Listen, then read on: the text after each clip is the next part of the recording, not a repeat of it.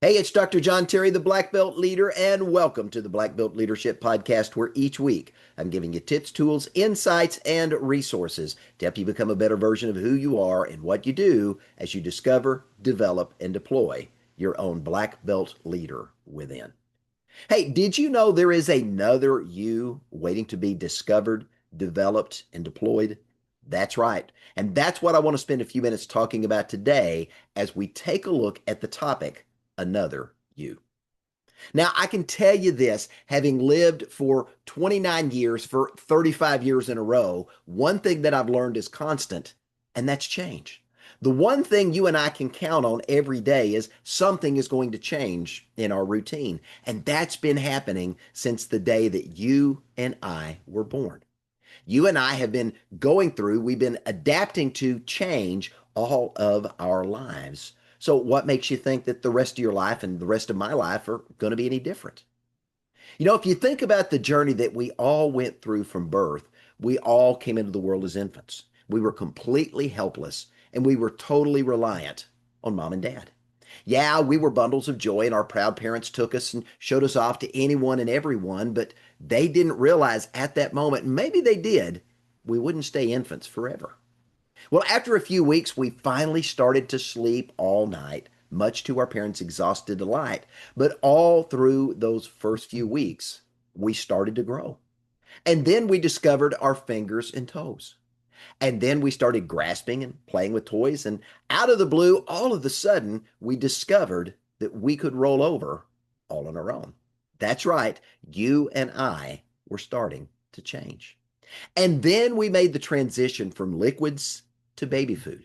We transitioned to being fed with a spoon rather than a bottle. And then the next thing we know, our teeth burst through our gums and we learned how to bite and we learned how to chew. Mom and dad probably weren't too happy at that moment because I'm sure we left an indelible impression on their fingers as we were teething. Now, from there, we started being introduced to solid foods, and the next thing you know, there's Cheerios all over the floor. And then we discovered we could pick up our own food and we could feed ourselves. Later, we learned how to use a spoon and later on a fork.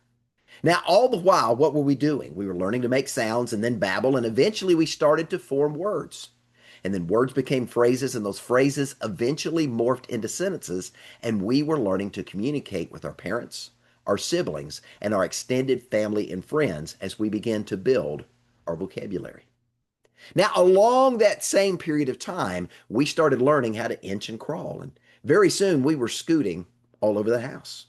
We learned to push ourselves up, we learned to sit up, and then we started pulling ourselves up. Now, before our parents realized what was going on, we were learning to stand on wobbly legs and to gain our balance. At that point, every knickknack in the home found a new home. And then what came next for you and I? Our very first steps. We were changing, and all along the way, we were becoming a different version of ourselves. Well, after we learned to walk, then what did we learn to do? We learned to run. And once we learned to walk and to run, life was never the same. We started to climb, we started to explore, and we started to adventure into the unknown, even if the unknown was only the kitchen cabinets or mom and dad's bedroom or a closet that we were finally able to open the door on our own. We started to dress ourselves. We learned to brush our own teeth, to comb our own hair, to give ourselves a bath, and we learned how to interact and play with other people. We learned to recognize letters and then words, and then lo and behold, we started to learn to read. We began to learn our colors as well as how to color.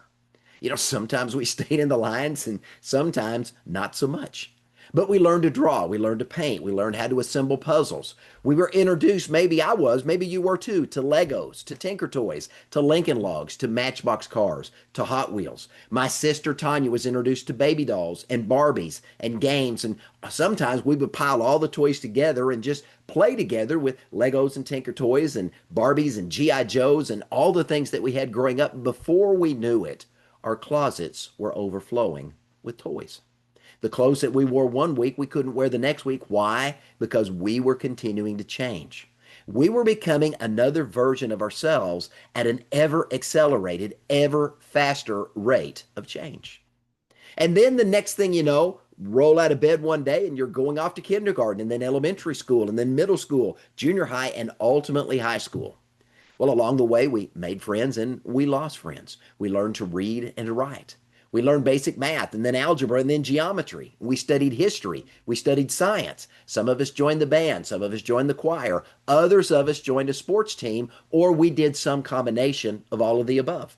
Maybe for you it was journalism. Maybe for you it was photography. Maybe for you it was home ec. But we all found extracurricular activities that we began to learn.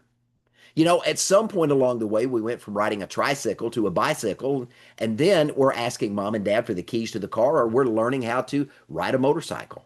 We then ventured into the workaday world, and maybe a few adventurous souls ventured into entrepreneurship like I did early in my young life, creating a lawn mowing service that literally owned my neighborhood in Russellville, Arkansas. And then, of course, we all went through puberty.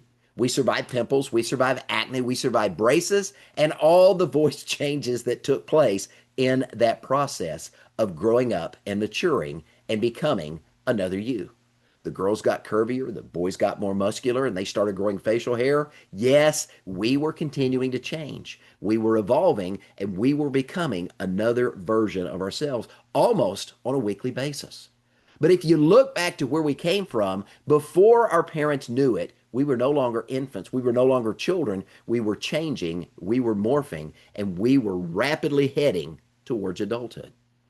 Now, most of us probably started dating and we experienced our share of breakups and heartaches along the way. And then many of us went on to get engaged, to get married, to start our own families, and only to see this process of change begin to repeat itself as we had our own children. And all of the things that we experienced as children, we now got to watch our children experience in their own way. But for many of us, somewhere along the way, you and I stopped changing. What do I mean by that? Here's what I mean. We decided that we'd grown enough, we'd learned enough, we'd done enough, and we'd experienced enough that we didn't need to go through any more enough. At that moment, we said to ourselves, this is far enough. I'm done. I'm not going to go any further. Now, in that moment, we said to ourselves, whether we realize it or not, that good enough is good enough. In that moment, we made a choice to stop learning, to stop growing, and stop maturing. And when we did, we settled for less. Now, I believe that every single person who has lived, every single person who is living today, and every single person who will live on planet Earth now or in the future has been put on this earth on purpose for a purpose. I believe everything they have need of to fulfill that purpose, they were also endowed with by their Creator at birth. I don't believe anyone has been put on this earth on accident simply to take up space. I believe that you and I, we all have a passion and a calling that's been placed inside of us. And when we're called to pursue that passion, we begin to chase it. We begin to go after that burning desire inside of us to say, to do, to become, or to accomplish something of significance. And when we begin to chase that calling, we begin to fulfill our purpose in the earth. Now, I'm here to tell you that you and I, we were all here, put on this earth to live an exceptional life. Not an average life, not a mediocre life, not a lackluster life, but we were all put on this earth to live exceptional lives, being exceptional people and making an exceptional impact on the lives of other people. But how big or how broad that impact may be is going to vary by the person. But even if your impact only affects one single life in a positive way, I'm here to tell you that that impact can ripple through the ages as life then goes on to impact other lives. And those lives impact other lives. And over decades and over centuries, that one life that was changed can go on to impact countless others through the lives that they impacted along the way. And the people that they impacted others. Now, I'm here to tell you that you and I, to live an exceptional life, we've got to go back to look to see how we were created. If we were created on purpose for a purpose, we were also created to continually keep moving up, to continue to go one level higher in who we are and what we're capable of doing. But that can only happen as we continue to learn, to grow, and to apply, and to expand our reach, our influence, and our impact as we continue to become another version of ourselves. I'm here to tell you this, that you and I were not created to rise to one level and simply stay there. You and I, we were created to keep leveling up. I mean, we saw that in the transformation that took place from birth to adulthood. We went from one version of ourselves to another, and that transformation took place and continues to take place, or should continue to take place, our entire lives. Because as we continue to learn, as we continue to grow, and as we continue to apply what we've learned, we're going to continue to transform our lives in the process. Our goal is to expand our knowledge, to increase our insight, to cultivate our gifts, to hone our skills, and to add to our capabilities. That's how we're going to fulfill our purpose in the earth. To expand our knowledge, to increase our insight, to cultivate our gifts, to hone our skills, and to add to our capabilities. Why? That's the process of evolving into another, even better version of ourselves. There is another you out there waiting to be discovered, developed, and deployed. And that's what black belt leaders do. Because when you and I choose to settle, it's like having an amazing toolbox of tools that could make our life and the lives of everyone around us so much better. But we never take the time to learn how to effectively use these tools so that it can change our lives for the better and change the lives of other people for the better as well. You know, if we don't avail ourselves to the tools that are available to us, our gifts, our talents, and abilities, those tools, those gifts, those talents, those abilities, they are useless to us. Now, I also believe that you and I have not been put on this earth on purpose for a purpose. I also believe that we have been equipped with everything that you and I have need of to fulfill that purpose in the earth. So if we've been put on earth on purpose for a purpose and given everything we need to fulfill that purpose, what's holding us back? Well, we've got to first discover what we've been equipped with. What are the gifts, the talents, the skills, and the abilities that innately reside within us? We've got to discover those. And then we've got to develop those gifts, those skills, those talents, those abilities, as well as the quality of our thinking before we can ultimately deploy them to fulfill whatever it is that we've been put on this earth to accomplish. That's why discovering, developing, and deploying are so important for you as a black belt leader. Let me give you an example of what I'm talking about. I've been attending a leadership and personal growth conference in Orlando a couple of times a year since 2017. And it's become somewhat of a ritual that the night before the event starts, a handful of us make the pilgrimage to a local Golden Corral, and there we get a chance to enjoy an all-you-can-eat buffet. Well, it's a great time to catch up with friends and to enjoy, for me, endless steak, shrimp, meatloaf, pot roast, green beans, corn, hot rolls, and ice cream. Now, what everybody else wants, that's fine, but that's my go-to when I go to Golden Corral, and I promise you, I'm going to make the most of the money that I spent, and I'm going to fill up as many plates as I can. Now, I want you to imagine you're part of that group, but while you're there, you win a lifetime all-access pass to Golden Corral. All you can eat, every day, all day, for the rest of your life. But unless you show up and fill a plate, that lifetime all-access pass is worthless to you.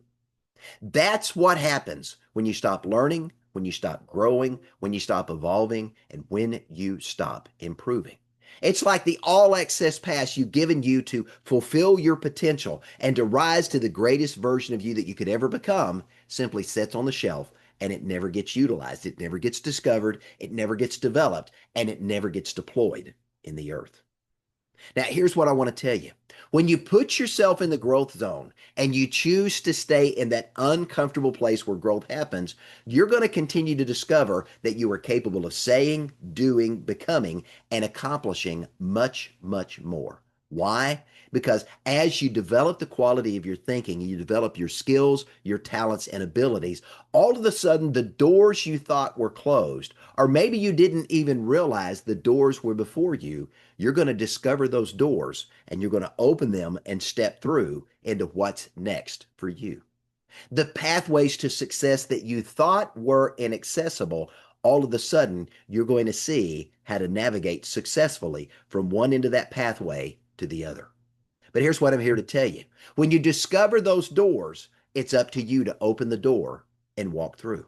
When you discover the pathway of success, it's up to you to choose to take that first step down that pathway, and then the second and the third, and keep going until you reach the end of that path. Because if you choose not to do that, you're going to remain where you are, as you are, unchanged. You've risen to a specific level, and at that point, life for you has ceased to expand, to develop, and to grow. Now, understand that you and I were created to continually keep moving up, to keep going one level higher, and to keep learning, to keep growing, and to keep applying. Because when we do that, we expand our reach, we expand our influence, and we expand our impact in our local community and potentially around the world. I said it before and I'll say it again. You and I were not created to rise to one level and stay there. You and I were created to keep leveling up. And that's what black belt leaders do. So as you're growing into the next version of you, here's what you're becoming. You're becoming a more confident, secure, prosperous, capable, creative, equipped, motivated, gifted, talented, knowledgeable, wise, disciplined, passionate, intuitive, intentional, and able individual. Now, I want to go through that list again, and I want to make sure that you get what you are becoming as you're continuing to up-level who you are. You are becoming a more confident, a more secure, a more prosperous, capable, creative, a more equipped and motivated individual, a more gifted, talented, knowledgeable individual who increases in wisdom, in discipline, in passion, so that you can accomplish more. You become much more intuitive and intentional in the way you live your life, and you become an able individual. Now, all along the way, as you're learning and growing, here's what I can tell you. You're going to improve the quality of your thinking in the process. Because as you learn and grow and apply, all of a sudden, things that were hidden to you are going to be revealed, and the quality of your thinking is going to expand as a process. Now, as a result of improving your thinking, what's going to happen?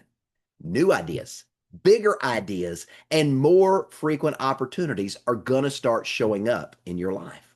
Those things are going to reveal themselves to you when the quality of your thinking allows you to say, yes, I can, and you step in to those opportunities and see them fulfilled in your life. I'm here to tell you that those opportunities are already there. Abundance is everywhere, but until you improve the quality of your thinking, you may not yet be in a position to see them, much less seize them and capitalize on them. That's why personal growth is so important.